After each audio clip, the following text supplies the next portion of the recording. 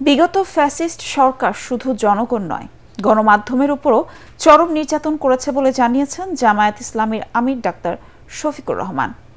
দৈনিক সংগ্রামের সুবর্ণ জয়ন্তী উপলক্ষে পত্রিকাটির কার্যালয়ে আলোচনা সভায় তিনি বলেন, রাষ্ট্রের চতুর্থ স্তম্ভ হলো গণমাধ্যম। সব স্তম্ভ সঠিকভাবে কাজ না করলে রাষ্ট্র সঠিক থাকে না। অনুষ্ঠানে দৈনিক সংগ্রাম কর্তৃপক্ষের ফুল দিয়ে শুভেচ্ছা জানান বিভিন্ন রাজনৈতিক, সামাজিক, সাংস্কৃতিক ও পেশাজীবী সংগঠনের নেতারা।